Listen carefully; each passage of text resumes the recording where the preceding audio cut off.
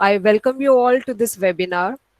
Uh, the topic of today is like a burning topic, a topic which is prevalent or which is of importance to each and everyone. As we can say that teaching and research are two sides of the same coin and help improve the higher education while creating a better society around us. Many of the world's nations are trying to reinforce the quality of research, and India too has come up with the National Education Policy 2020 to revamp the whole education system. UGC regulations have also put thrust on improving the quality of research by faculty and creating new knowledge and strategies for improving research culture in colleges as well as universities. To improve quality of research, the UGC regulation, promotion of academic integrity and prevention of plagiarism in higher educational institutions 2018 brings about a special emphasis on the need for a more aware and integrity-driven conduct of academicians, indulging in any research or academic writing. The onus of responsibility to sensitize about matters of research, giving due acknowledgement and imbibe academic integrity falls upon the higher education institution. Various steps have already been taken in this regard. One, big inclusion of topics of research ethics and plagiarism in curriculums at undergraduate as well as postgraduate levels. As a further step in this direction, we have planned to organize series of awareness programs for faculty and students.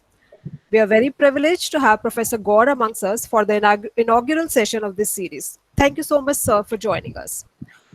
Professor Ramesh C. Gaur is Dean, Director, and Head Kalanidhi Division at Indira Gandhi National Centre for the Arts, New Delhi, which comes under Ministry of Culture, Government of India.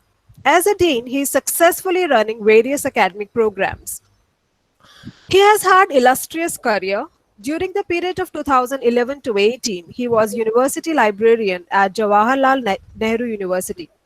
His past assignments include Tata Institute of Fundamental Research, CRRI, CSIR, RIS, New Delhi, Management Development Institute, MDI, Gurgaon, and IMT, Ghaziabad, etc.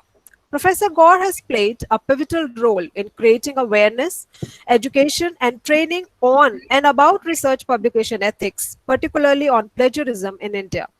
He was a member of University Grants Commission Committee for drafting UGC regulation on promotion of academic integrity and prevention of plagiarism in higher education institution 2018. He has conducted and delivered over 100 workshops or invited talks on plagiarism, its detection and avoidance. Professor Gaur has significantly contributed in digitization, digital archiving of Indian cultural heritage, promoting open access, particularly electronic theses and dissertations, prevention of Indian languages through language documentation and digital archiving, research data management, and research methodology, awareness about preservation of and access to documentary heritage, particularly through UNESCO Memory of the World program, intangible cultural heritage, archival and information science, etc., to name a few. The professional contributions of Professor Gaur have been duly acknowledged by various national and international professional bodies, organizations in form of several honors and awards. He has traveled across the world in relation to various assignments related to digital library and allied areas in his field.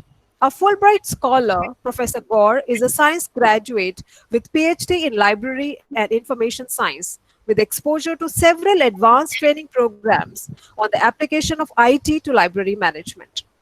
In 28 years of professional career, he has published over 70 papers, delivered over 400 lectures, authored and edited 8 important books in his chosen field, and sponsored and supported organizations and causes related to library science. His achievements are endless, and indeed, they're very motivating for any academician. We are indeed privileged to have Professor Gaur amongst us. Sir, we welcome you and request you to share your wisdom with us. I'll just stop sharing so that Sir can present his talk. I'm extremely sorry, Jyoti. I was having internet problems, so Really sorry, ma'am. accept my apologies. So before we invite Sir, we have our director, esteemed director with us. So ma'am, if you could just say some words of encouragement to us. Um, Jyoti, you've done an excellent job in introducing Professor Gaur. But good morning to everybody on behalf of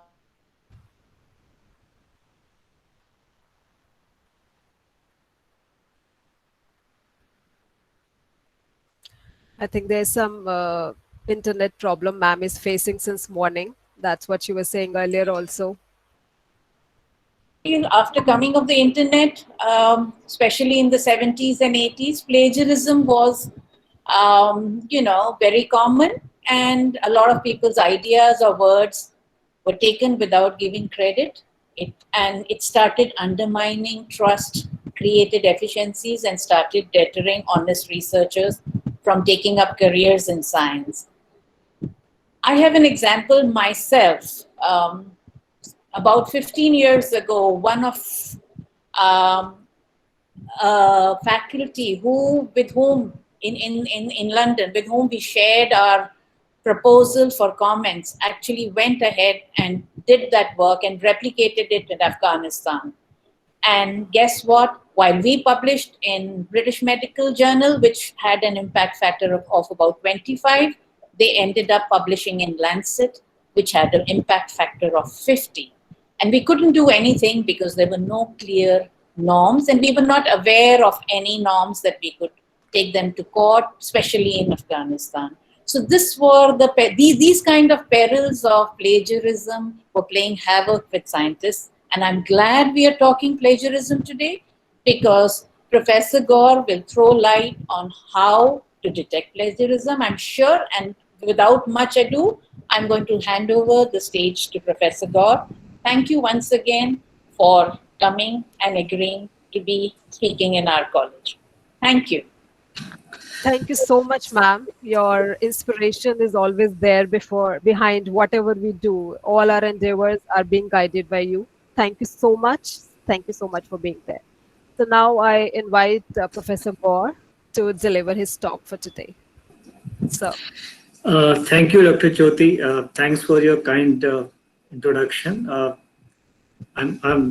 don't know how much I deserve out of that. And thank you, Dr.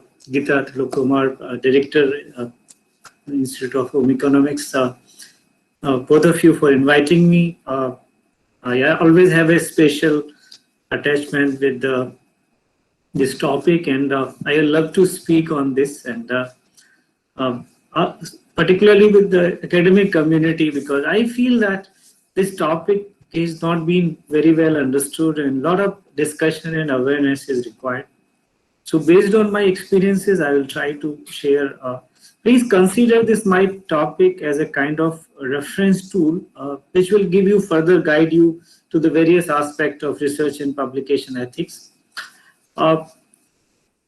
Before starting my talk, I just want to bring to your attention different UGC regulation, which everyone, we should have read those regulations, starting from UGC regulation of 2009, which made mandatory that all the thesis of PhD students should be submitted in an electronic repository called eShodhganga. So whatever PhD theses are being contributed by Institute of Home Economics should be given to ShodhGanga for further dissemination and visibility.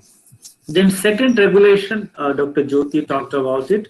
I was one of the members of that committee, that promotion of academic integrity regulation 2018, which was notified on 31st July 2018. These are the basic guidelines. Based on that, every university and college should have its own plagiarism policy by taking the guidelines given in these regulations. Then another initiative which was launched by the UGC in June 2019 in form of UGC care list of reference list of quality journal. So you should know about that also. Then in December 2019, UGC also clarified something on plagiarism, self-plagiarism, that notification. I will be talking about it, but you should also know about that. Then in December 2019 itself, there was a 2-credit course, Research Publication Ethics, approved by the UGC, which is mandatory for all institution awarding PhD degree to have this course, pre-PhD coursework. And I'm sure the Institute of Home Economics will be aware of that. If you are not, then you should draft the course and you should start conducting this research publication ethic course for your PhD student, because it is mandatory now. Then recently, just a few days before, day before yesterday, I think, there was a document, Professor Bhatnagar, who was earlier professor in JNU, now Vice Chancellor of BHU, under his chairmanship, there is a, and Dr. Bhushan Patwardhan, who is a chairman of this UGC care list, a committee has prepared a document on a kind of guideline on research ethics. So that is also a very important document. Everybody should go about it. So these are the few of the UGC regulations and guidelines. Everybody should know about it. So let me just begin my talk by sharing the presentation. So let me just share the presentation and then I will start it.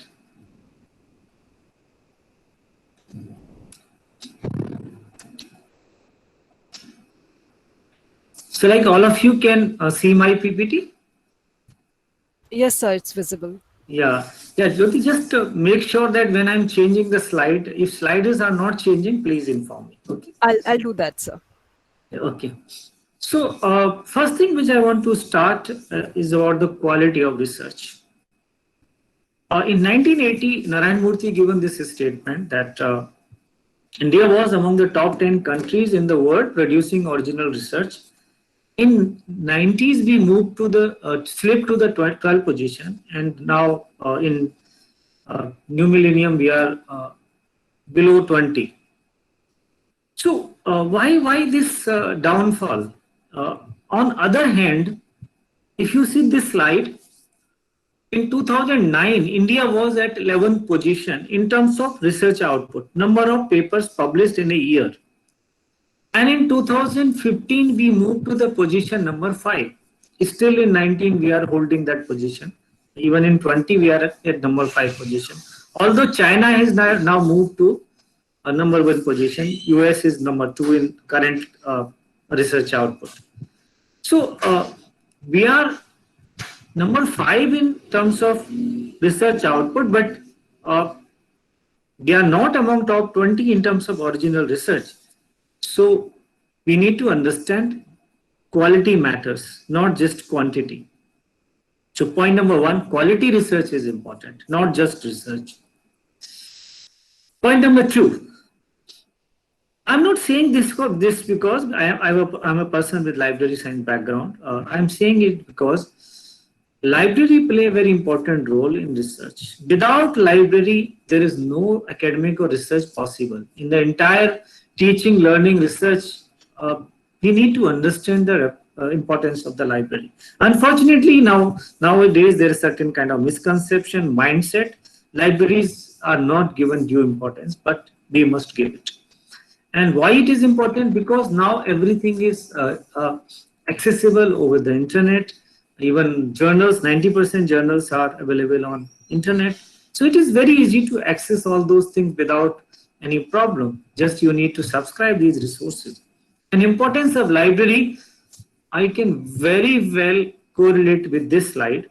On left side, this is the research output of top 10 university, and right side is the number of articles downloaded by these universities. So if you see these 10 universities, there's a clear-cut correlation between number of articles downloaded and number of research output. Means you read more, you publish more.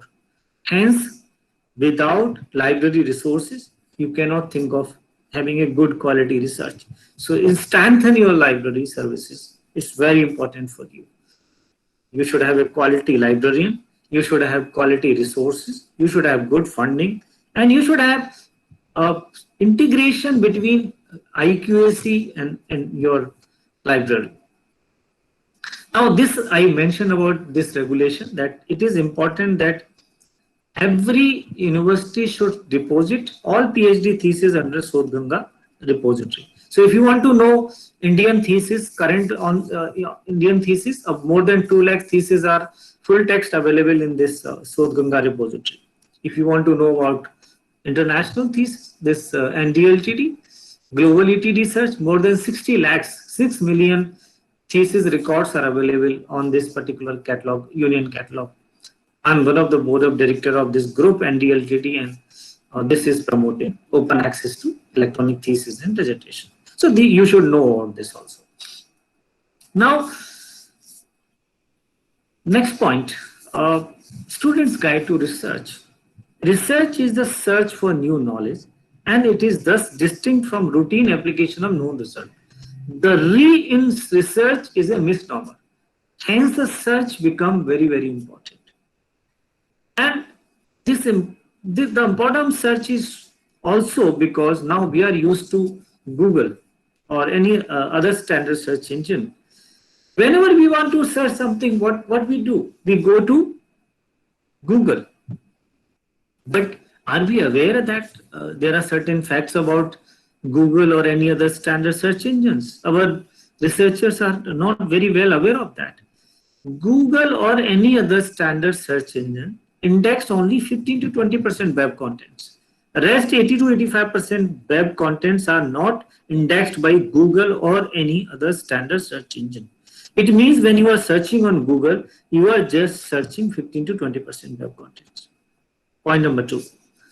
Google or any other standard search engine does not certify the authenticity of the information you are searching on Google. Is it fake information, or is it genuine information, or a misinformation, or a disinformation? No standard search engine will be able to tell you, because there is no evaluation mechanism done by these search engines. Point number 3. While searching on Google or any other standard search engine, you may not get most relevant results higher up in relevancy ranking. Means the first result what you are getting is not the best result. It is not something you want. Give you an example. Like you see this slide, I was searching for top open access journals, and result was the top best open access journal, Omics International. Omics International is predatory publisher.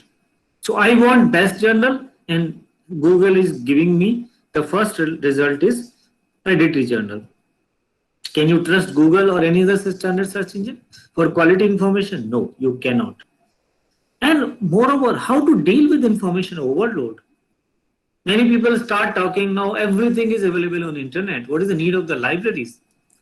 Let me tell them, internet is not a library. It can never be a library. Even it is not a digital library. So it's no question of having a substitute for library. This entire web, I mentioned that 80 to 85% web is not indexed by the Google. So what is that contains? So web is divided into 3 components: surface web, deep web, dark web. And this deep web contains a lot of academic information, government resources. And unfortunately, most of our researchers, or even some of the librarians, are not aware of this important information. And this deep web search information is huge. It's more than 2,000 times greater than the quality of surface web. And 95% of the deep web is publicly accessible, meaning no fee or subscription. And this valuable information, people don't know how to search it. So as a researcher, you must know how to search deep web. There are different ways of searching deep web, and there are a number of meta search engines have been designed. Even in your library, you should use this single window search facility I created in this JNU, so you can access all your library resources in a single search like Google. It is possible. So there are 2 things which I am recommending here for your library. One is that they should have remote access and discovery services. And second thing, your library should organize a training program for researchers how to search on deep web. Because deep web have various kind of search engines: semantic search tools and databases, meta search engines like Academic Index, journal search engines and databases like Oyster, academic search engines and databases like Google Scholar, scientific search engines and databases like GoPubMed, collaborative information in databases like Delicious, open access search engines like Core. So, to become a good researcher, first you need to be a good searcher. How to search, what not to search, where to search. These are the important things a researcher must note. So, next point which I want to clarify in this presentation is copyright and plagiarism. Copyright and plagiarism are two different concepts. Copyright is about protecting the writer's rights of creator of information, means authors. It is to protect the unauthorized or unlicensed copying of a work subject to copyright laws of a country or international copyrights. Plagiarism is giving credit to an original creator of information. Plagiarism is a violation of academic norms. It's not that way under IPC punishable offense, but copyright can be IPC punishable offense. Copyright is applicable to only licensed contents. However, plagiarism is applicable to all kind of contents, even non-written, verbal, non-verbal, image, photos, sound, music, even a handwritten letter or a handwritten manuscripts. It is applicable to all kind of contents. You have to, even suppose somebody has given you an idea over a cup of tea, you need to acknowledge that particular resource or a person. So this is the understanding you should know about that. But you have to understand how to have your copyright. For researcher, I recommend IHE should organize a session on Creative Commons licenses and various kind of intellectual property rights to give understanding of how to protect rights of the copyright authors. Now, the most important thing for a research or academic institution is how to create a culture of research. And effective leadership and clear goals is the most important thing to have a good culture of research. Faculty training and support programs, research environment and e-research infrastructure. You have to have good e-research infrastructure, good library information facilities, integration of IQAC, library and research department. You should have some kind of cell, dedicated cell for nursing the research, and that should be integrated. And you should recognize research work done by your faculty, encourage them for research collaboration, recognize their accomplishment by form of awards or some kind of incentives. Have a balance in teaching and research responsibilities. You need quality research require time. You can do funded research or even unfunded research. We always look for funds for research, but there are a number of research which can be done without any funds also. So we need to understand difference between two. Another important thing is that we work in isolation. Actually, Indian mindset are very, very closed. We hesitate in sharing. We hesitate in collaboration with other colleagues within our department or within college, within university or within country or outside country. So first thing, we need to open our minds and we need to enhance research collaboration. Deputy your faculty to various kind of scholarly conference, encourage them to organize conferences and symposia, establish good relationship with other universities, professional association and government bodies, increase opportunity for interdisciplinary and collaborative work. We are in a world where interdisciplinary research is very, very important. Now, days are gone when people were working in a single discipline. Developing infrastructure to facilitate infrastructure is very, very important. You should provide. We comes from various backgrounds in this country, so many of us are not very confident in writing English. So you should provide them access to language tools like Grammarly. You should provide them plagiarism detection tool like Turnitin and Orkut. You being the member of Delhi University is having free access to Orkut. You should ask Delhi University library systems to provide accounts on Orkut to each and every faculty members. You should enhance the electronic document delivery. You should Encourage your faculty to create a research profile, citation profile. Training in reference management tools like Mendeley, EndNote, Zotero, Turnitin, Urkun, Grammarly is very, very important. This kind of workshop should be organized more and often. You should also encourage and invite the people from different publishing houses to organize author workshops. And you should also think of having your own journal or something like that. Regularly measure research impact of your faculty, your college or your university or your country. There are a number of ways. You should be familiar. I think there should be a kind of session on measuring research impact when enhancing the visibility. Dr. Jyoti, you can note it down. This is also an important area. People don't know about what is H index, M quotient, G index, I10 index, the various kind of research collaborative platform, Faculty 1000, and different tools like Scopus, Google Scholar, or Web of Science, and difference between what is the quality research impact factor, because there are a lot of confusing impact factor. How to measure the impact of research on social media, on blog, or all those things. So this is also very important for your faculty to understand. Research recognition. This is very important. I'm a member of governing body of Shahid Sukhdev Singh College of Business Study, and I was very impressed with the principal over there. In the last board meeting, she proposed to provide certain kind of incentive to faculty. Unfortunately, there are mindset in this country, and many of the governing board members did not agree to, because there is no practice in Delhi University. But I should encourage, I should ask all colleges, like all the colleges of Delhi University, should come out with a model to give incentives to their faculty members. Not necessarily in money only, but there is a various ways of giving them motivation, and also you should think of having your own journal in various areas, interdisciplinary journal. I proposed in JNU with Professor Sapori to set up a JNU Open Access Press, where open access publishing should be enhanced by faculty and student. And you can create certain kind of awards for faculty. Visibility of faculty scholarship is very important.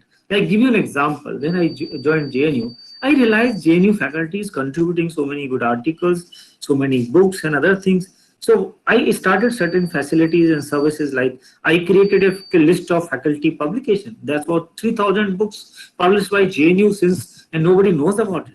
So I created databases of that.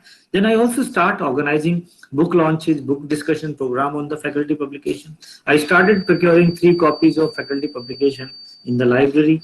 I started organizing display of faculty publication in book fair, in World Book Fair.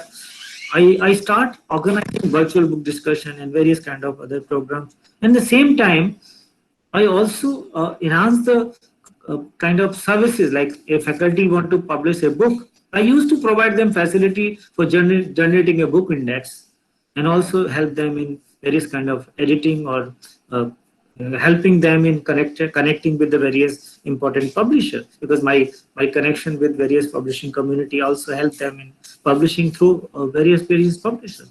So in that way, like, this kind of environment is very, very important, and so you need to have that kind of a department or section, maybe in library or in research department. For faculty who are attending this program, please think of having a good research profile. It is very important how to create and disseminate your research profile. You should register on ORCID. You should be part of ResearchGate, Academia, Mendeley. You should be registered at Google Scholar. You should also know how to promote your writings on LinkedIn, Twitter, Facebook, or other SlideShare and Figshare platform. How to track your research in form of indexing databases, and self-archiving your article through institutional repository. I wish Delhi University library system should develop a institutional repository of colleges, of faculty of all colleges. I don't know if they have not done it. Share your research data on research forums, and marketing yourself. See, I always believe if a faculty or a researcher who cannot market yourself, he can never think of marketing your institution. So first, market yourself. First think of your growth and then think of growth of your institution. So these are the few important things which I believe every university, every college research institution should think of it. Now let's move to the real topic of today's talk, research writings. You have to really understand what to write, how to write, and what to publish, how to publish, where to publish. Open access publishing or traditional publishing, what is the best model? Open access may have various good citations or more visibility. So you have to really see your and where which journal to publish. I will speak in the end of the presentation about it, but just to give you an idea that I'm going to cover all those things. Now let's begin with research ethics, research integrity. It is broadly refers to the thoughtful and honest adherence to relevant ethical, disciplinary, and financial standard in the promotion, design, conduct, evaluation, and sharing of research. It has many components. In this 1 hour talk, I may not able to go for each and every component.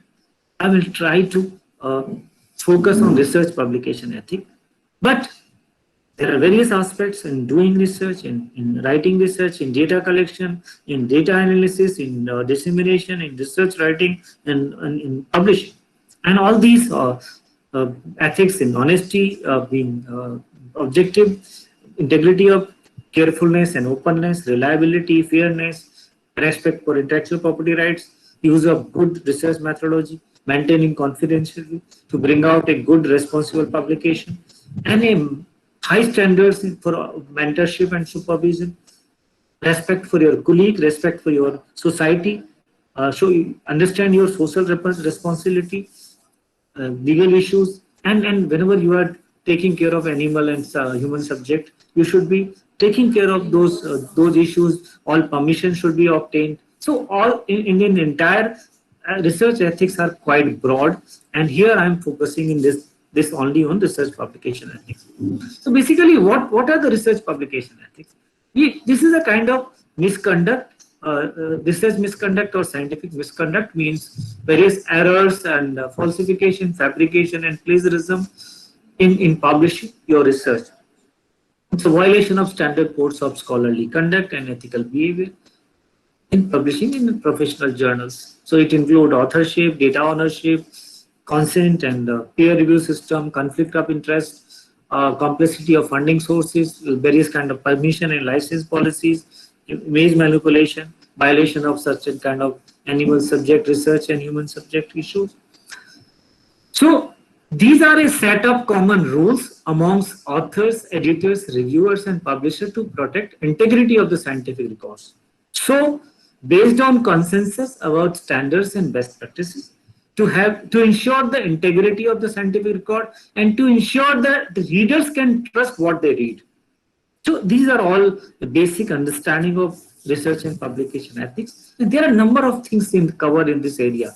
Like you cannot publish the same paper in 2 different journals. You cannot submit same paper in 2 different journals. You cannot you hide your collaboration. You need to you cannot include anybody as a co-authors in favor of certain kind of some contributions. You cannot discuss the confidential data. You cannot trimming out outliers of data set. You cannot use inappropriate statistical techniques. There are various kind of other ethical issues due to the time constant. I will not able to explain you each and everything, but this is important. These are given on various guidelines, and you should understand. As a supervisor, you cannot promise better grade for sexual favors. You cannot make derogatory comments and personal attacks. These are all part of your research ethics. So I think I will not go more into details. I will focus more on research misconduct. So what is research? And why do we do research? To contribute or to extend knowledge. How do we do this? By building on the work of others. And real issue is when we report our research. When we are reporting our research, we are expected to place our research in the right context to show that we are aware of what else is happening. so that we understand where our work fits. So our reports must contain analysis of similar relevant works. And while reporting, you have to make a clear distinction between your own work and the work of others. That clear distinction between what is your own original work, what is your opinion about the work of others, the claims of others, and what you are reporting, and what is actually said by others, verbatim in form of quotations. And this work can be ideas, description, research, data, opinions, picture, tables, figures, whatever information or in any form. And why it is important to make a distinction? Because a reader or examiner or reviewer or supervisor should understand the difference between your own work, your opinion of the work of others, and the verbatim words of others. That's important. And if you are unable to make that distinction, you are doing a kind of research misconduct. Means fabrication, falsification, plagiarism, or any other practice that seriously deviates from practices commonly accepted in discipline or in the academic and research community, generally in proposing, performing, reviewing, or reporting research and creative activities. And in this regard, the first thing we will discuss is the fabrication. It is an intentional act of plagiarism. It is also considered an academic fraud. So, in this intentional act of making up data or results and recording or reporting them, means somebody is using fake data for a research which has never been done. Example I want to give you, there is an institute, IMTech in Chandigarh. There was a researcher who went to South Korea, and after returning from that place, he told his supervisor that I have done wonderful research there, and based on the data he collected over there, 7 articles were published in various journals, important journals. And later it was found he never did this research in South Korea. That data was fake data. So these are the kind of fabrication, and person who is doing it very well know it. And punishment is the only solution for that. Now, falsification.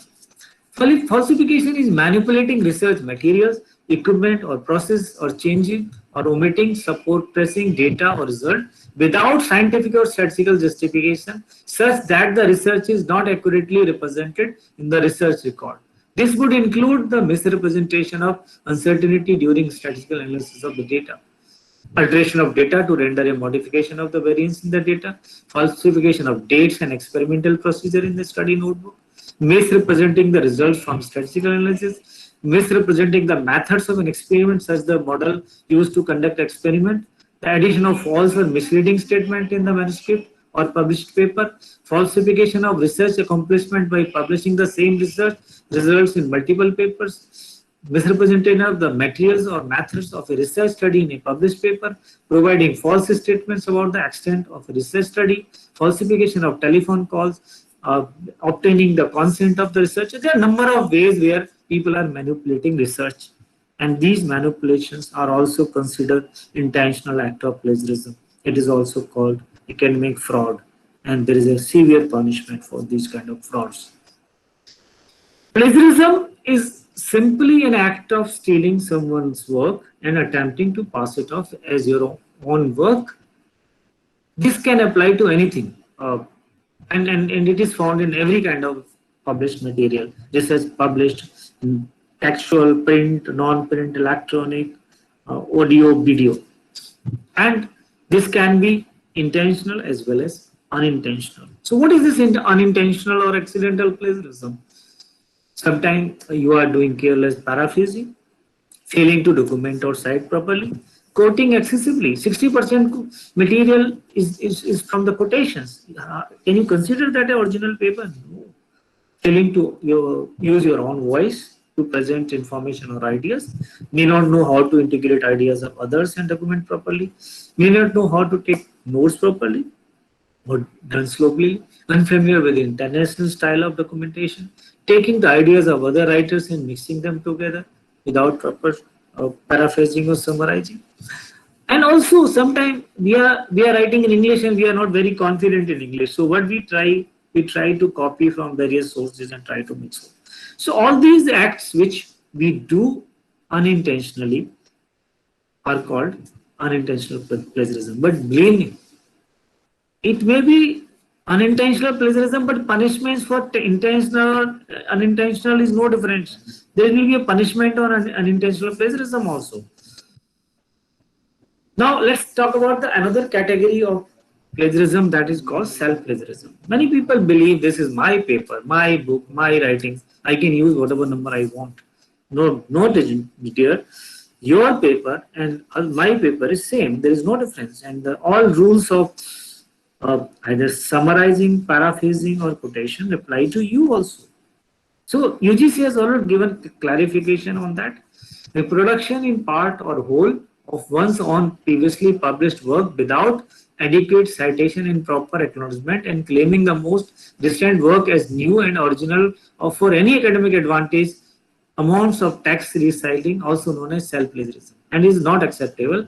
Text restyling self-plagiarism includes republishing the same paper already published elsewhere without due and full citation, publishing smaller excerpts from work from a longer and previous without due and full citation in order to show a large number of publications, reusing data already used in a published work or communicated or publication in another work without due and full citation, breaking up or a longer, larger study into smaller sections and publishing them in a as altogether new work without due and full citation, paraphrasing one's own work without due and full citation and origin. So that's a clarification UGC has given on self-plagiarism. There is only one exception in case of self-plagiarism, is that a student who is doing PhD, he or she is supposed to publish 2 papers during his period of research. If these 2 papers are on period of research, on topic of research, during the period of research and topic of the research, and he or she is the first author, can be included in the thesis. But if the thesis is being converted into as a book, cannot be included. So this is all about various kind of plagiarism, like people do in different way by copying, mixing, or meshing up, and in a hybrid mode or aggregator or different modes. In terms of computer terminology, these definitions are given. So this is all about, I'm sure you now have understood what is plagiarism. Now I'm going to tell you that it is not just an ethical issue. There are consequences, there are penalties. If plagiarism is detected, you are not going to be left like this. People can lose their jobs, your appointment can be cancelled, student can be restricted, degree can be revoked, you can be expelled, or you can be asked to resubmit. So there are different kind of penalties, and although it is not part of IPC, but it is very well covered under this publication codes, ethics code, and under this UGC regulations, there are penalties based on similarities. Up to 10% is excluded, and there is a level 1, level 2, level 3 based on the percentage of similarities. And there is a different kind of punishment on repeated offense also. If it is repeated offense, the punishment is higher. So I think, and it is not just students doing it. There are people at higher level. This education minister in Germany, she found plagiarized her PhD thesis, and she has to leave the post of minister, and also her title was removed. PhD title was removed. Even doctors in a Abdul Majid college in hospital in Gulf countries, and they were serial habitual or plagiarist. They published series of articles on plagiarism. This was the case I was referring. IIM Tech Chandigarh. Even some like co-guides, on faculty members misuse the contents of other faculty members. Even a vice chancellor was asked to clarify. Sometimes people can take extreme steps. This gentleman who was one of the 11 authors on the paper, his paper was retracted, and he committed suicide in the disgrace. I don't know he was guilty or not, but he similarly in Bhai Veer Narmad Gujarat University, an MPhil student, she committed suicide when her MPhil thesis was, MPhil dissertation was found plagiarized. Publishers are aware of that. There is a committee on publication ethics which was set up in 1997, more than 9,000 members, and almost every editor or journal is part of that. Now, to consider a quality journal, it is mandatory to have a co-affiliation. They have developed a pre-publication checking and post-publication checking flowchart. And in case of plagiarism is detected, there is a kind of guidelines provided by Committee on Publication Ethics. If it is a minor case of plagiarism and paper has been submitted, author may be asked to rewrite. If paper has been published, author may be asked to correct it. But if it is a major case of plagiarism, in major case of plagiarism, if paper has been submitted, reject it. If paper has been published, retract it. And same time, institution of the author should be informed about these cases. There is another good committee that is called BHAMI. It is more into medical or life sciences or biotechnical journals. It has given certain kind of principle of transparency.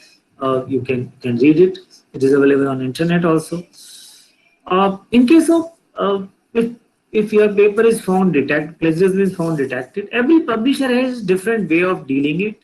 There are certain kind of guidelines. Even guidelines are given in the publishing author journal guidelines also. So sometimes the action can be minor, sometimes intermediate or severe, depending upon the publisher. There is no uniformity in action taken by the publishers, but every publisher take the action. That is true. Retraction cases are increasing till 2015. After 2015, there is a downfall. There are two reasons for that. Now, every good publisher has checking plagiarism detection mechanism. So it is very difficult to publish any plagiarized paper in any good journal. Second thing, a retraction process is quite long. It takes a lot of time in retracting. So that's why now there is a downtrend. It doesn't mean that the people have stopped doing plagiarism. People are doing it, but it is being controlled now by the publishers. Now, you may have written an excellent piece of paper or excellent thesis or this dissertation, but still I always say that better to check it through using some kind of anti-plagiarism detection tools.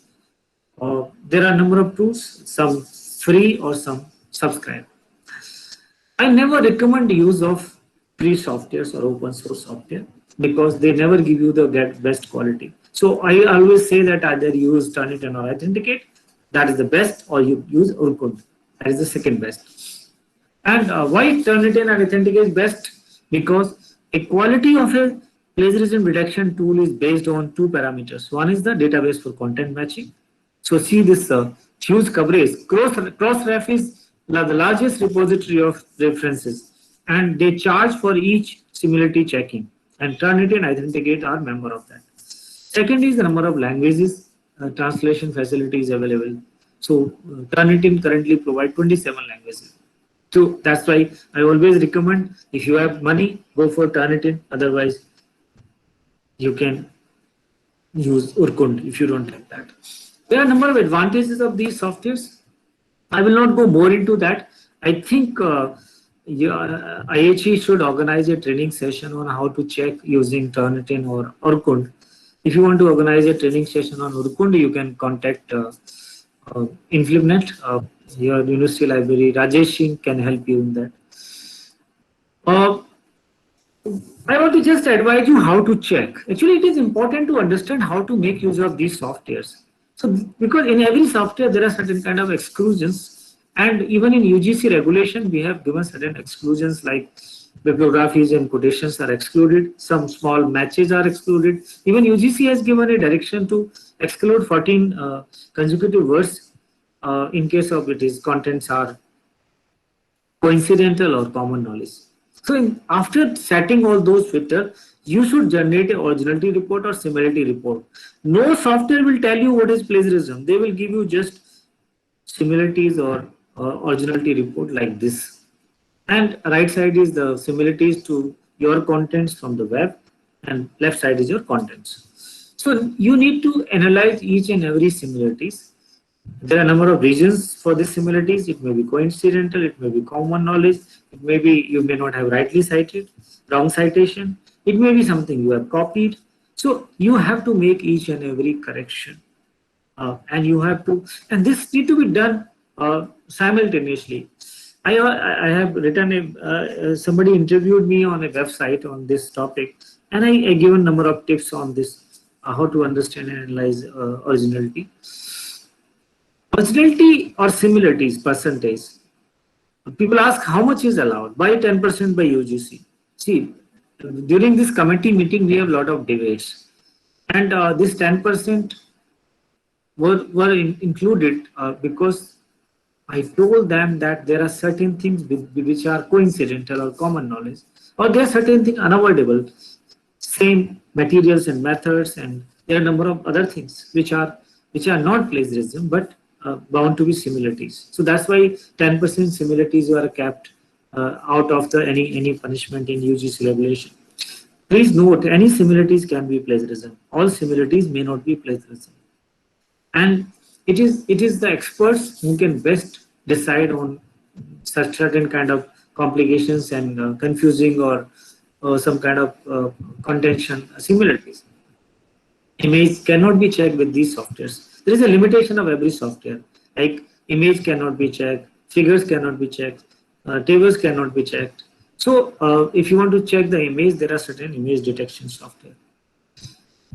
So let's move to the next part of my presentation is how to avoid plagiarism, because prevention is the best cure. Prepare yourself as a researcher. I don't believe everybody is a born researcher. Researchers are made, can be made with good preparation. And the first thing is that you should read the, like if you are part of Delhi University system, you should go to this website. Here ethical guidelines for researchers are given. So your college, your faculty, your student, everybody should read those research guidelines, ethical guidelines given by the University of Delhi. Then if you are a PhD student, you should read guidelines provided by your college or university. And when you are submitting an article to any journal, you should read the guidelines of the journal. So understanding what is plagiarism, how to avoid and how to detect is important. Guidelines are important. And another important thing is the regular training and attention. Training in research methodology, training English remedial courses, training in reference management like EndNote, Zotero, and other tools. Library annotation program is very important. What are the good quality resources? How to search, what not to search, various kind of author workshop. All these technical writing skills workshops, all these are important for preparing a good researcher. Reading is an art. How to read, how to get best out of the reading. That is something you need to understand. Without reading, no research is possible. If you are a good reader, good searcher, then you can be a good researcher. Get account in various kind of plagiarism detection software, reference management tools, research forums. You should be part of, you should register yourself on ORCID if you have not. This is a free database, and this is very important for you. It helps you in citation, it helps you in visibility, and it helps you in submission. When you are submitting a paper to any publisher, if you mention your ORCID ID, they need not to, they will not ask you more details about this yourself, because that particular details are already available on the ORCID platform. To enhance the visibility of research, to know about the research being done in your area, how to know what people are doing. If you don't have subscription to journal and you want an article from that, many authors are there. Some people are there who can provide you the access to that article. So these academia and ResearchGate and Faculty 1000, all these are very, very important platforms. Digital Commons, all these are things which you should be part of it. Another important thing which everybody should be aware of, that since our school to college to university, we don't have any formal education or course curriculum. My suggestion is that we should have an optional paper on referencing in the education graduation level. I hope this new education policy may incorporate this. So people should know about this. What is referencing? What is citation? When do I need to cite? What is bibliography? Difference between bibliography and annotated bibliography. Difference between references and bibliography. Difference between endnote and footnote. All these things need to be understood. And if you don't know, you don't understand, you cannot cite it. What citation actually mean? is this context simply means clearly giving credit where credit is due. And how credit is given? By giving the details, the author, title, place, publication information, print, online, broadcast, all there are different kind of writings, not just in journal articles. There's a book article, book chapters, books, there is a website, there is a blogs. So every writings have their different way of rendering information. And in that case, there are different citation styles developed by the various professional bodies, professional agencies. Like in humanities, MLA is the most popular, APA is in social sciences, and there are a number of other in sciences, ACS, IEEE or NLM. So generally your guidelines are mentioning that which citation style you should use it. And now instead of confusing with all those citation style, the best thing is to you should learn reference management tools like Mendeley or EndNote. You need not to worried about which citation style you want to use it. You follow the guidelines for that. So this is the second important thing you should understand before writing a paper. If you don't know, you should study about it. Writing the paper. See, basically, write a preliminary draft without looking your notes. And wherever you want to put certain kind of ideas from other reading, keep some space for that. Use your own words as much as possible. No one expects you to write like an expert or a professional writer. You should, however, write like a serious, intelligent student or researcher. And cite all sources wherever you are making use of that. And read, and before writing in a paper, most important thing, develop your subject expertise on the topic. Read as much as possible. Read articles, books, blogs, or other information available on the subject you are going to write. For using other references, there is only three ways: summarizing, paraphrasing, or quoting. There is no other way. You cannot use others' material. When I started this in JNU, there were some students where similarities in their thesis were up to 75%. I called them, I tried to find out. So their understanding of referencing was that, sir, I have given reference in the list. Now I can copy whatever I want. They were not aware that there are certain rules. Only copying verbatim words are allowed for quotation only. You cannot use anything verbatim in summarizing, paraphrasing, or any other way. So you need to understand when and how to summarize. When you summarize, you provide your readers with a condensed version of an author's key points. A summary can be as short as few sentences or much longer, depending on the complexity of the text and the level of detail you wish to provide to your readers. Paraphrasing. A paraphrase is a restatement in your own words of someone else's idea. Changing a few words in between will not serve, because many times people, they copy a para and change certain words. It doesn't work. You must change both the words and the sentence structure of the original without changing the content. And also you should keep in mind that paraphrase passage still required citation because the idea came from somebody else. It is not your idea. Now, how to do good paraphrasing? Change the order and structure of the sentences. Use synonyms and different form of the words.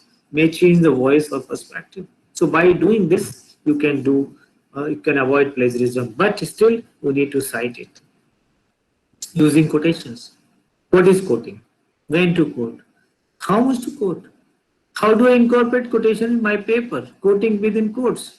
How do I include long quotes in my paper? Single versus double quotation, punctuating quotation. You should know all those things about quotation. So basic rule of thumb in all discipline is that you should only quote directly from a text when it is important for your reader to see the actual language used by the author of the source. When you plan to discuss the actual language of a text, when you are discussing an author's position or theory and you plan to discuss the wording of a core assertion or kernel of the argument in your paper, when you risk losing the essence of the author's ideas in the translation from her words to your own words, when you want to appeal to the authority of the author and using his or her words will emphasize the authority. So in such cases, you need to quote, otherwise you don't require. How much to quote? Anything beyond 4 words need to be cited. A quote is a word, sentence or sentences that a writer copies exactly from a source. A quote is enclosed in quotation marks for quotes up to 39 words. But if quotation is more than 40 or more words, it stands alone without quotation marks and is indented 5 spaces from the left margin. These rules are important to understand. But if you are doing automatic citation by using Mendeley or EndNote, you should not worry about these rules because the softwares have inbuilt feature. They automatically take care of putting the citation accordingly. You only need to choose the citation style. Single versus quotation. You should use double quotation marks when you quote material from a source. If you are also quoting sources from that source that were quoted in the original source, use single quotation marks to indicate that original source contains the quotation. In the system of punctuation used in the United States, periods and commas go inside quotation marks, except when you use in text citation. In those cases, periods and commas go outside the quotation marks. Now, there is another thing which is important to know is common knowledge. A well-known fact, information that is likely to appear in numerous sources and to be familiar to a large number of people. This is the only time you need not to cite information, provided that you don't copy the information word for word from a source. If you are not sure of the information you want to meet these definitions, better to cite it. Sometimes people say that if a same information has been appeared in 10 peer review papers, you need not to cite, but better to cite. Example of common knowledge, smoking can cause respiratory diseases such as emphysema and cancer. So anything more than 4 words up to 14 words can be such common knowledge. Now, another important thing to note is when you do plagiarism group work, some assignments and assigned practical tasks require you to work in groups. Sometimes you will submit a single piece of work as a joint report. Other times you will work together but submit separate reports. Remember to give credit where it is due in all cases. This I have already mentioned to you that you may include research paper. PhD student can include research papers, provided papers are published during the period of the research on the topic of the research and he or she is the first author. But if you are a second author, you cannot include it. Now, I'm moving to the next part is the reference management tools, automatic citations. So there are a number of tools. EndNote is one, available in Web of Science. If you want training, you can invite anybody from Web of Science. If you are subscribing Web of Scope, or there are a number of librarians also knows about it. You can conduct a session on that. Mendeley is one of my favorite reference manager. It has multiple features. It is free up to 12 GB desktop version. It has two versions, two modules, desktop module and a web Mendeley, both web module, and both can work together. So Mendeley web version is having limitation of free version up to 12 GB, but desktop version you can store as much you want. There is no limitation of scope. It acts as a research diary. You can do whatever you can do in handwritten. So it is a very good research organizer. You can download all your research writings, your readings, or your current research in progress. And instead of reading on a hard disk or in a computer or on other media, you should first download that article in Mendeley. And then after downloading, you can create a number of folders in that. This is the library view of your Mendeley folder, desktop folder, and you save everything in that. And in this context, when you want to read a paper, open that PDF viewer in this viewer view, and here you can read this paper. You can highlight the paper. Wherever you want to make certain kind of, like I want to put it as a paraphrase, mark para. I want to put it as summarize, put S. I want to put it as a quotation, put Q. You can highlight, you can underline, and believe me, this is very useful tool. Once you save it, all everything is automatically saved. And when you want to insert an quotation, go to MS Word, start writing your paper and say insert quotation. It will take you to the, use the plugin, reference management Mendeley plugin, and you will come here. And when you will be inserting a quotation, you can just click on the matter selected in this PDF file and just insert quotation. Quotation will be automatically inserted, reference list will be generated, bibliography will be generated. So this is very, very important. And I suggest to your college to organize a training program on this Mendeley. It required at least minimum half day and good program for one day to educate your faculty and researcher about Mendeley. Zotero is another good program, a good software, open source software for citation and bibliographic referencing manager. It is up to you to choose. I recommend Mendeley, but if you want, Zotero is a little simpler than Mendeley. So Mendeley requires a little bit of understanding and hard work. Now I'm moving to the last part of my presentation, that is when you are publishing, what you should not submit and how to choose a journal. So these are the two things which I will try to give you glimpses. This is a very important topic, requires a 1 hour talk, but I just give you some glimpses of various aspects of duplicate publishing or redundant publishing. So publishing same paper or substantially similar paper with citation and obtaining permission of copyright holder. So this is called similar, redundant or duplicate publishing. Sometime like if it is important to publish such paper, then you have to do some procedure. Obtain the permission of copyright holder, inform the editor of the previous journal and approval of the proposed journal. Then declare information about previous published journal and give citation. So it is important to note this. Simultaneous publishing, submitting same paper simultaneously in 2 or more journals. It is called duplicate or submission or multiple submission. In this case also, never use the same data for publishing in 2 journals. And if it is essential and you are confident it is different, then you can submit after obtaining permission from both the editors or both the editors of the journals where you are submitting that paper.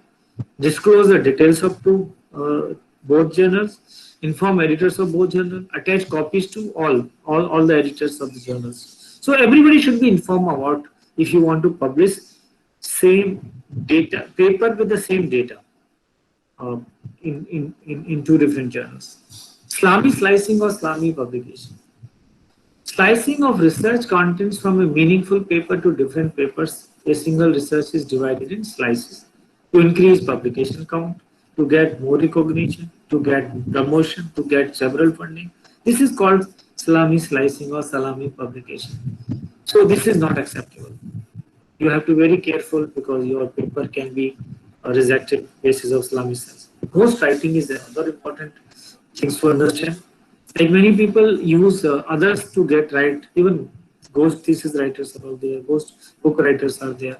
So there are certain rules for ghost writing that whenever you want to have a ghost writing, then you need to make a proper declaration. Like you need to give certain kind of information about that particular ghost writer, specific names if contacted by the popular media or government organization, and share the experiences of the particular, like this is for medical journals, but you can make.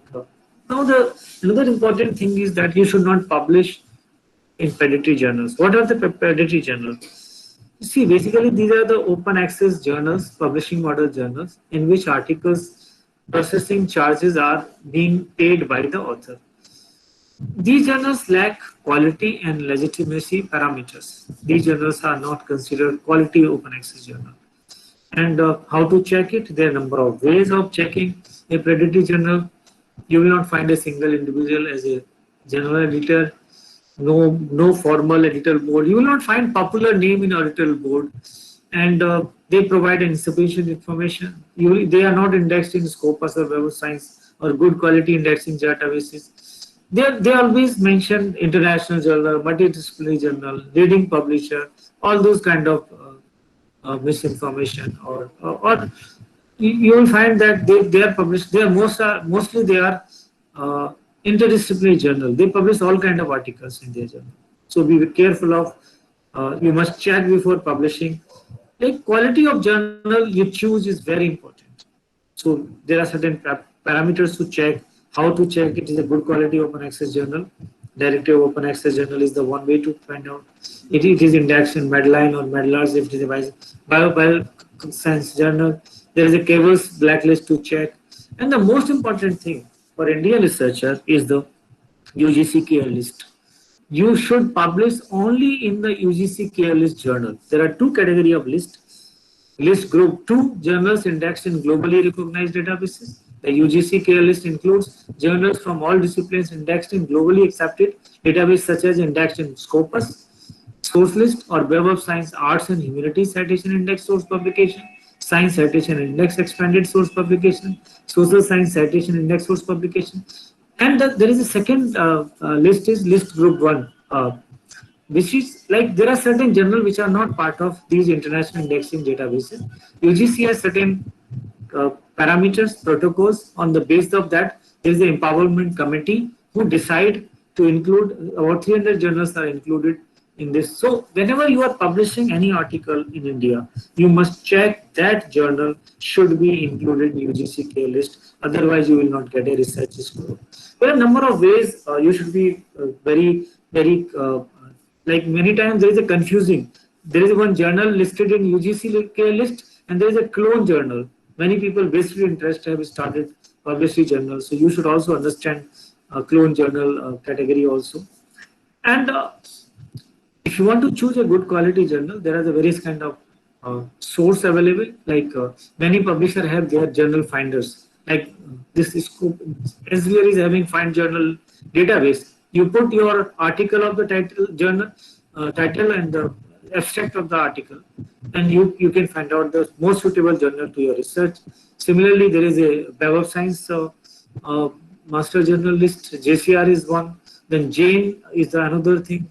Then there is a journal guide database which help you in choosing the right journal. Then there is a Spy Hub, not Sci Hub. It is Spy Hub. This is started by some University Medical Center.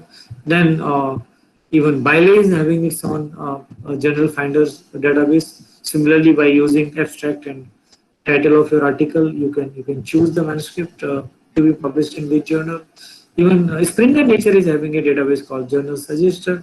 So you should use all those databases and suggestions. So I think these were the glimpses of the various issues concerning research and publication ethics. Many of these topics which I have talked about need further detailed interaction and discussion in form of a separate webinar on each topic or some training program on each topic, or maybe a week or 10 days or 15 days research methodology workshop.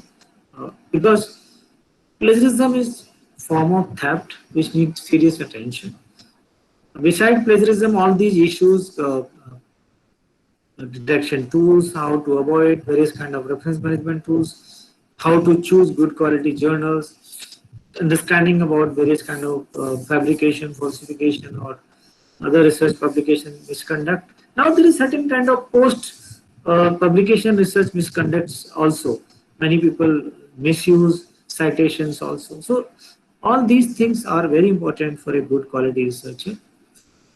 We need to, I think UGC has taken a number of initiatives in the last few years. I appreciate those initiatives, but most important initiatives should come from you as a researcher, as a supervisor, as a student.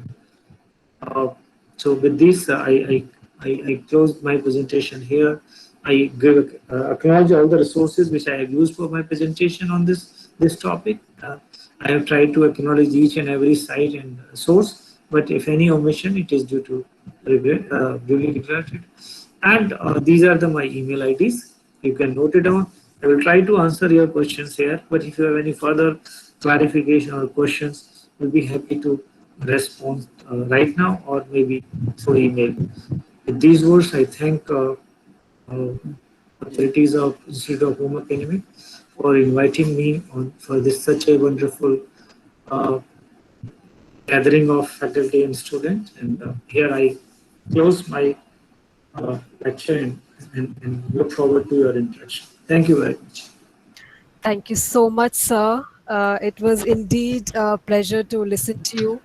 As you said, it is actually a very vast field, and each and every word arena is a kind of a world in itself, and one requires a lot of time and effort and dedication to understand each and every concept in detail. But still, the things that you told us in this particular session that really would help us go in a long way, sir. At this platform, I would also like to apprise that we do have a technical writing subject which has been incorporated in the syllabus for postgraduate students now. And we are actually teaching them the ethics in publications and writings. We are talking to them about, bibliographic systems like Mendeley, Zotero. We are doing hands-on sessions with them. And recently we have initiated the program for or the process to start so that each and every faculty member can get a unique ID on Urkund as well, so Shodh Shuddhi project. And also, sir, I would like to apprise that we are doing this upgradation, or you can say the showcasing of a research through creating IDs on ORCID, ResearchGate, and also through Web of Science Researcher ID, and recently on Vidwan as well. So we are doing these things, and I think with your comments and your information, we would be able to take all these things away forward. Now, if we have any of the participants have any questions, we can take them. In the chat, I can read one or two questions. Shamila is asking, sir, what are the other facilities available to college teachers in Delhi University to facilitate their and students' researches? Uh, Sir, if you can, otherwise I'll just add on to what I know. I think you may be the better person because I'm not part of the Delhi University system. Yes. So I'm only aware that they have this Orkut support available through InfluMnet. Besides, like in form of databases and other thing under this eSource Sindhu, you will be Yes. getting contents and resources. Other than that, if anything available, you can better. So I would try to summarize it in eShodh Sindhu is there, where it is a repository for all e-journals, so all the papers which are available. Then we have, yes, yes, sir. Jyoti, can you just give me one minute? There's somebody. Just give Sure, me sir. Sure, sir. Sure, sir. So, Shamila, there is eShodh Sindhu for e-journals. There is Gangotri, which Shodh Gangotri, which is a repository for synopsis of the researchers. Then there is Shodh Sindhu, Shodh Ganga for which is a repository for all the PhD dissertations. Then we have through InfluMnet, we have through Shodh Shuddhi project, we have access to this Urkund software. So these are some of the initiatives that we have. And in Delhi University, if you do your dissertation through Delhi University, then the central library tests the similarity index using Turnitin. So all that is available as you know, some of the services to Delhi University students and teachers. Okay, thank you, Jyoti. What I was asking, what you informed is very meaningful to me. But like in JNU, every teacher has this access to Grammarly, and then they can further make account of their students into Grammarly, which enable them to improve their writings. Yes. So, do we have something like that in DU? No, not yet. But we are using Mendeley, Zotero, and all these, which are the free versions. And Grammarly, through institutional program is not yet available to us. Okay. Dr. Simhapuri wants to ask a question. Ma'am, please go ahead. Jyoti, can I add something? Yes, ma'am. What I know is that Delhi University has given like Turnitin and all to all departments, one copy each. We have that at the Lady Irwin College because we don't have a department as such in the university. So Right. there are some softwares which have been shared by the university, but because of our special character of our department, we in our college have not got access to it. So I believe Dr. Kumar is trying to figure out how we can get access to those softwares. That would be really good. Yeah. Thank you so much, ma'am, And for I sharing. had one or two more questions if I can Yes, ask. ma'am. Go ahead. Can I ask just now? Yes, ma'am. Okay. Excellent presentation, Dr. Gore, and it was like really a lot of insights. I had two questions. One is that when we write papers and we cite our affiliations, suppose I write Institute of Home Economics, University of Delhi. When it comes to picking up, like in terms of academia or the other groups, it picks up University of Delhi only if you write University of Delhi first. And if you write IHE, then Institute of Home Economics, it shows no publications from this place, or they don't recognize it. They have a drop bar and the name is not there. So what do you suggest? Like if we are from a college in University of Delhi, what I find is that when I write my affiliation as Associate Professor, University of Delhi, Institute of Home Economics, it gets picked up in a lot more searches as compared to writing Institute of Home Economics, University of Delhi. Because Institute of Home Economics doesn't get picked up. So what would you suggest? See, basically, most of these indexing databases, they have a kind of set metadata information, like they focus on, even if you see in IIT, sometimes they show you the entire, just under IIT Delhi. Yes. There is just some provision of IIT Delhi and IIT Chennai. Similarly, there is a way your college can talk to the Scopus or JCR, that collaborative company, and you can request them to create that parameters, and you can edit also. There are certain facilities, editing author information and adding some new information. If they edit, then it will be automatically reflected in Scopus and Web of Science, because you have to contact the company representative.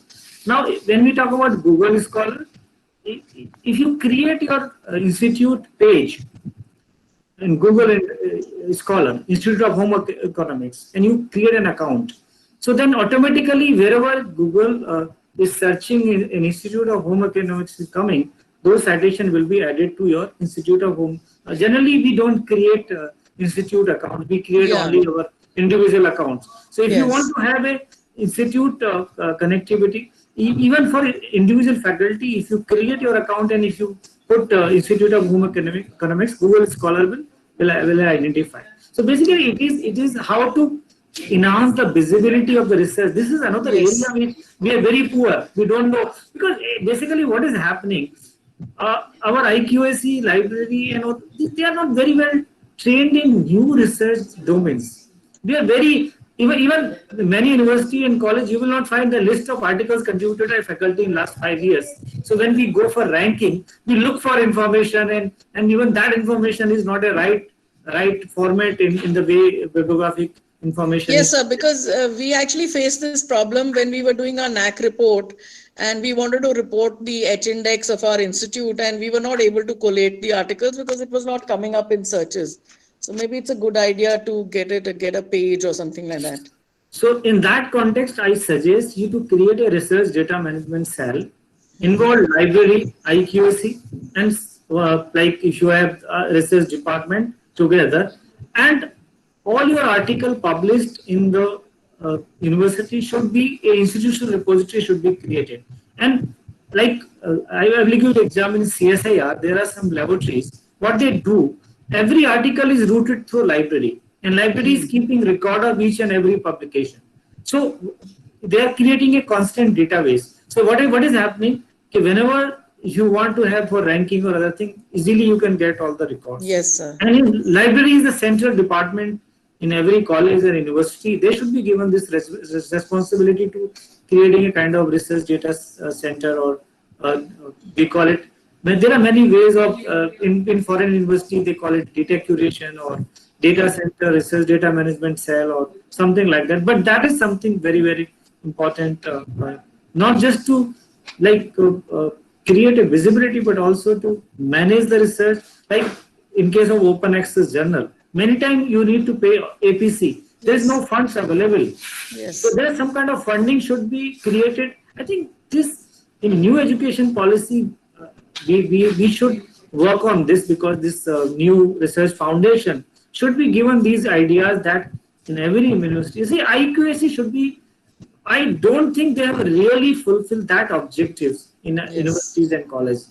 They should be really redesignated and given more mandated and regular staff for that, because by part-time chairman or part-time staff, sometimes they don't focus it. Even in a university like GNU, I didn't find its usefulness or something very great work IQAC is doing. So I think it's important, something, some redesignation or some restructuring and redefining the roles and responsibilities.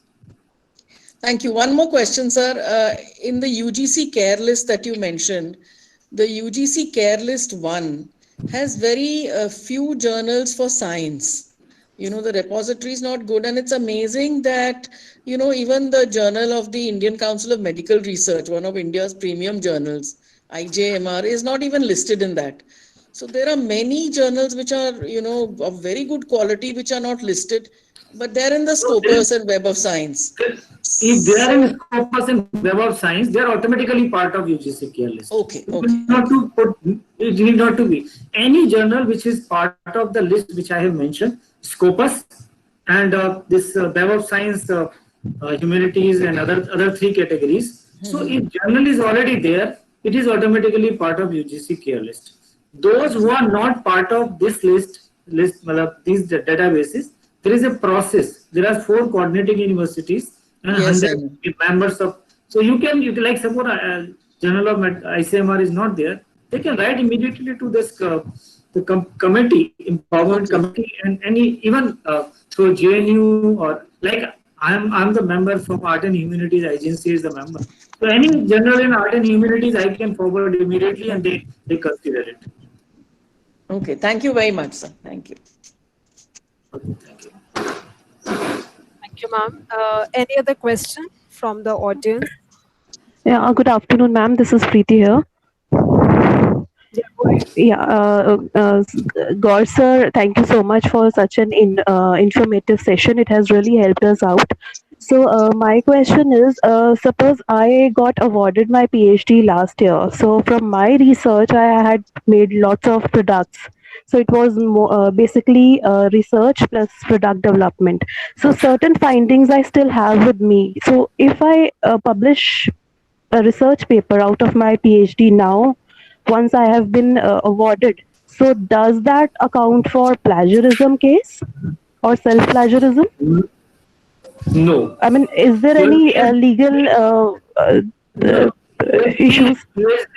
PhD is not considered a public domain document. It is the essential part of requirement of PhD degree. So if you publish any article from your PhD thesis, it is acceptable. Like sometimes if you put it on like public domain, it may show some similarities. Then you can always cite this that it is PhD work only. It has not been published any public domain kind of like publication which are recognized as a scholarly communications. So if it is not part of scholarly published communications, then there is no issue in publishing. Only thing is that, as I given you some guidelines, that same data should not be used in 2 simultaneous journals. You should not repeat the same data and should not submit article in more than 1 journal. Those guidelines should be followed, but rest you can publish article even after 5 years. There is no issue on that. If your thesis, but if your thesis has been published as a book, then you cannot publish. Okay, so the criteria is the thesis shouldn't have got published as a book in itself. Then you can't take out research and publish then it altogether a different thing. Yeah, because books are also scholarly. Yes, yes. Okay, thank you, sir. Good afternoon, sir. Sir, I am Dr. Shazia from IHE. Sir, first of all, thank you. Yeah, thank you for your lecture. Sir, my question is, if I would like to share some article or some news with my student through classroom, so do I need to add proper APA format referencing, or should I just add the link over there? I am not able to understand the exact criteria for copywriting in this area? How to deal with this Google Classroom and Google Meet if I want to share some content with my students? See, that is, you are talking about the published material of other Yeah. authors. So in Yes, that sir. case, we talk about fair use. So under fair use, any article, you remember Delhi University case with the publishers, the photocopier case. In that, it was clearly guidelines are given. If you are circulating any any article or any book chapter or any contents to your student for research and reading purpose or academic purpose, it is not violation of copyright. You can very well do it, no problem. Thank you so much, sir. Thank you, sir. Preeti Khanna, you have a question? You can ask your question, Preeti. Thank you, Jyoti ma'am, and thank you, sir, for a very informative and interesting presentation. Sir, I have a very similar question, which has been, just addressed that, if we are circulating some educational material like book chapters or, articles to our students. So, sir, are we supposed to give any disclaimers, with the education material that we are circulating, that this is only for circulation of educational material, and do we need to cite the authors and the name of the books and edition of the books as well? Thank you, sir. Yes, please. That has to be done. As for fair use, you need to give this disclaimer that this is because complete information is required, which journal you have downloaded or which source you have taken, and also the detail of the book chapter or editor and other thing, and disclaimer, okay, this is only for academic and research purpose, reading for the student or researcher. So that kind of disclaimer is always better. And the detail of the particular publication should always be there. I think that is important. And also, like student, if you can add a advice that the student should not further circulate it to without permission from us. So that kind of like, and it is only for academic purpose. That is something very important, just to avoid any kind of conflict or complications on copyright. Yes. Ma'am, I have one more question. Can I ask? Yes, yes. Yes, God, sir. My question is: suppose I have put my some research for the patent, right? So I have filed a patent, for instance, and there is some research part which I want to get published as a research paper as well. So can we do these both things simultaneously? A patent in process, which usually takes 2 years on normal basis, plus some content of that same patent work which I want to get published as well. So is it possible to take these things simultaneously? No. First you do the patenting. Till the information you get it patented, don't disclose that information to any public domain, because that is going to create problem for your patenting. And you should publish the research after only your patenting process is completed. So don't do it simultaneously. Wait for the patenting doing first, and then you do it. So if I have some content which is already there in public domain, some part of my research, not the entire research is in public domain, so that means that I'll face certain problems, or my patent application might get a reject. See, basically, when you apply for patenting any process or any product or any technology, they always look for similar information available in public domain. So if they found something similar to that, sometime, and also then somebody might misuse that information. They know that you are going to file a patent on this, and they can also file a patent on the similar product. So that can be conflict with your application. So always careful that whenever you want to do a patenting of anything, don't publish any research on public domain on that particular process, product or technology. It should be done only after the patenting process is over.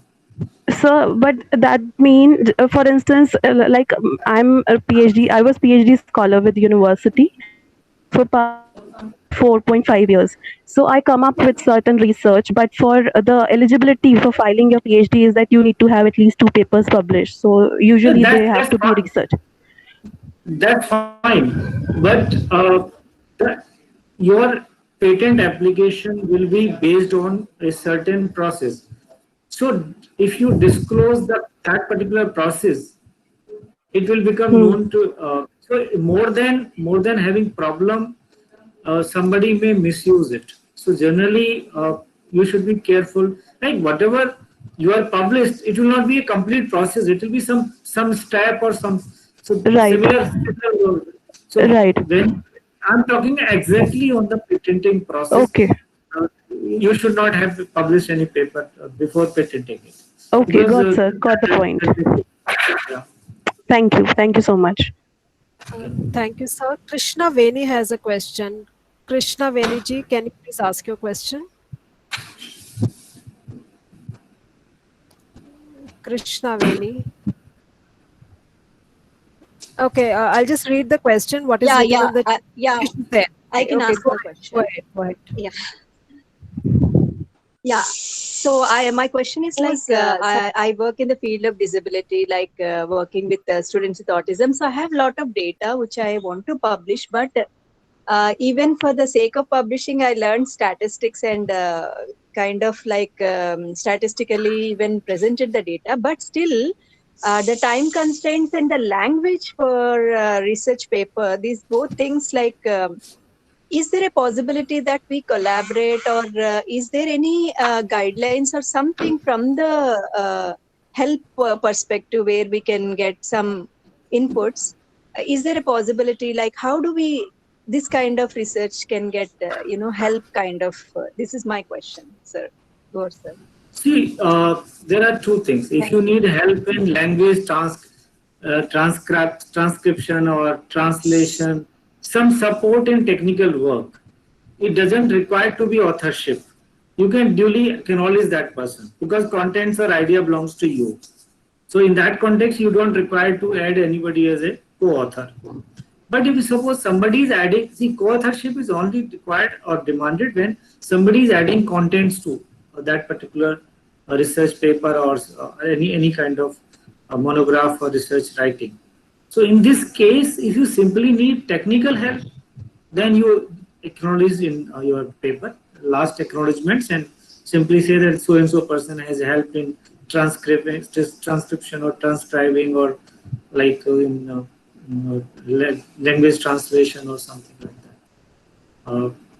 So that is that, and like as I mentioned, that content should be original. It should be your own ideas, defining that particular topic or the whatever you are writing as a paper. So you have to follow the structure of, like if you are choosing a journal, according to the structure of the journal, you can structure the paper. If I have understood your question correctly, this is the answer. But if you have any further clarification, if you want, I can respond to that. Yes, sir. Thank you. Thank you, sir. So that was actually very enlightening, and I think a lot of queries have also been solved over here. They were resting in many of the people. So we thank you so much for accepting our invitation to come and share your experiences with us. So it was a lot more than theoretical understanding. Yes, yes. Is there any question? Yes, ma'am. I have a question. Please go ahead. Actually, ma'am, if in this situation I'm writing a book and I have to give a picture on a particular person, can I need a in that situation I for the publication need the permission for the particular person? Yes, you need. There are two things. For any image, any photo, or any kind of table, data source, first source is important from where you have obtained it. That is the first thing. Second is that if that information is not having any kind of restrictions, then you need to seek the permission of the copyright holder. If it is available in public domain and somebody says it's free to circulate, but particularly for a person, even if it is not in public, if it is not mentioned that it is free to circulate or restricted, even then you need to have a permission. Without consent of any individual, you cannot include any photograph. Okay, thank you, sir. Thank you so much. Any other questions from any of the audience now? Okay, so we'll just close the session now, and we are really thankful to Professor Gaur for taking out his precious time from his busy schedule and agreeing to be there even on a Saturday. So thank you so much, sir, for being there, and you've really enlightened us. And your talk was much beyond the theoretical bookish thing. It was much more based on experiences, and we could relate to it much more than just a theoretical understanding of the concept. So thanks once again to be there. And on behalf of the entire college, we extend a very, vote of thanks to you. So thank you for just being there. Thank you so much, sir. Okay. Thank you, Dr. Jyoti. Thank you. Bye-bye. Have a good day.